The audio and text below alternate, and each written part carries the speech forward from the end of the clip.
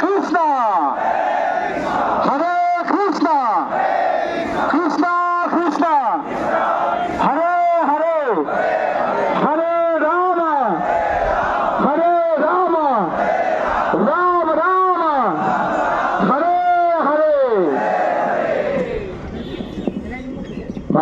সর্বপ্রথম আমার আজের এই মঞ্চ তৈরি করার কারণে উদ্যোক্তা জন্য আছে আমার হিন্দু জাগরণ মঞ্চ লোক জাগরণ মঞ্চ এসকলৰ ওচৰত মই মনন কৰিছো, কিয়নো এই উপযুক্ত সময়ত তেখেতসকলে এনেকুৱা এটা মঞ্চ সৃষ্টি কৰিছে, এটা সঁচাকৈ তেখেতসকলে বহুত বহুত ধন্যবাদৰ পাত্ৰ।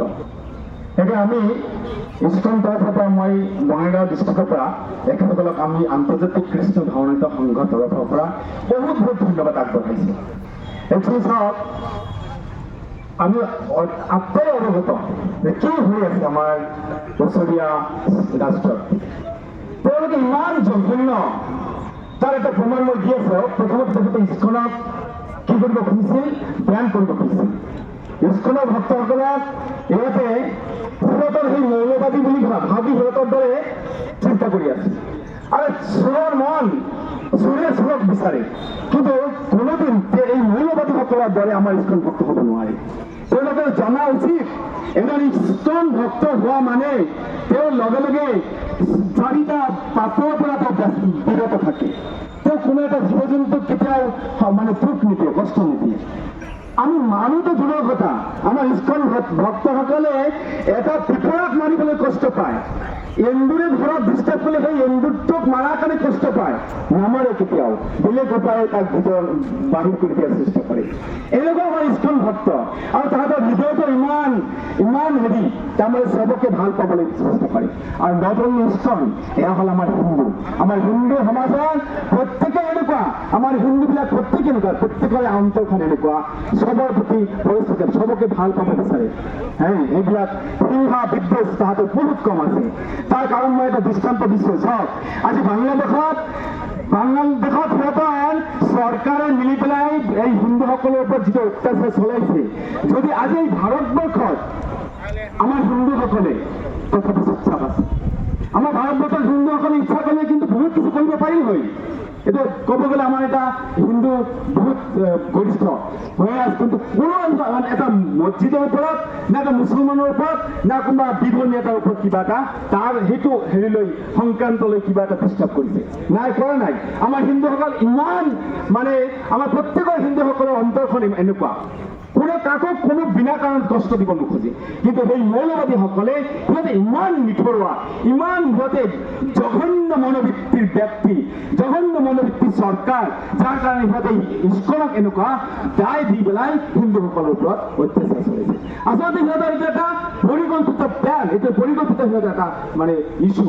কিয়নো চাওক, আজি এই ইস্কনৰ যোন সময়ত ভাৰতবৰ্ষত বিদেশৰ সেই লণ্ডনৰ পৰা সেই ইংৰাজসকলে আহি ভাৰতবৰ্ষৰ মানুহক অত্যাচাৰ কৰিছিল, সেই লণ্ডনৰ সেই মানুহবিলাকে আজি ভাৰতবৰ্ষত ছিল প্ৰভুপাদ, ইস্কন ফাউণ্ডাৰ আছে যে জগতগুৰু যতীন্দ্ৰ স্বামী প্ৰভুপাদ, তেখেতৰ ওপৰত তেখেতৰ কৃপাত আজি ভাৰতবৰ্ষৰ মাটি, ভাৰতবৰ্ষৰ ধূলি, ভাৰতবৰ্ষৰ মানুহৰ চৰণামৃত সিহঁতে মাথাত লৈ আছে। কিয় কাৰণে?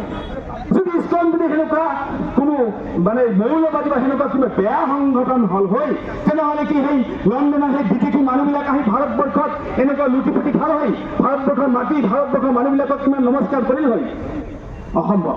সিহঁতৰ জ্ঞান পৰ্যন্ত নাই, সিহঁতৰ মানসিকতা পৰ্যন্ত নাই যে ইস্কনক এটা মানে বেন কৰিব খোজে, ইস্কন সংগঠনক এটা মানে কি মৌলবাদী বুলি সিহঁতে আখ্যা দিব বিচাৰে, এইটো বেন কৰিব খোজে। সিহঁতৰ সামান্য চৰিত্ৰ সিহঁতৰ মানে কি নাই, সিহঁতে বুজিব লাগিছিল যে কাৰ ওপৰত হাত দিছো। গোটেই ৱৰ্ল্ডৰ ভিতৰত আমাৰ ইস্কন এতিয়া আছে, গোটেই ৱৰ্ল্ডৰ ভিতৰত।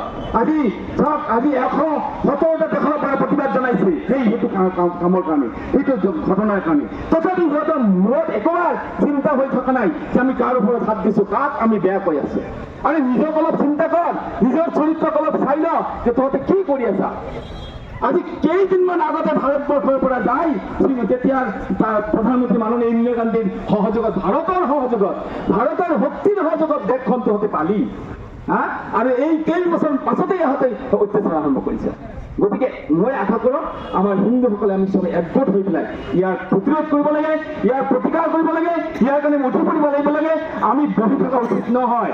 আমি দৰকাৰ হ'লে সেই ঠাইত আমাৰ নিজৰ কৰি ল'ব লাগে। মই আমাৰ ভাৰতবৰ্ষৰ চৰকাৰৰ ওচৰত প্ৰাৰ্থনা জনাম, আমি গোটেই হিন্দুসকলৰ, আমি ইস্কনৰসকলৰ প্ৰাৰ্থনা জনাম যে আমাৰ সেই দেশ আকৌ আমাৰ নিজৰ কৰি ল'ব লাগে।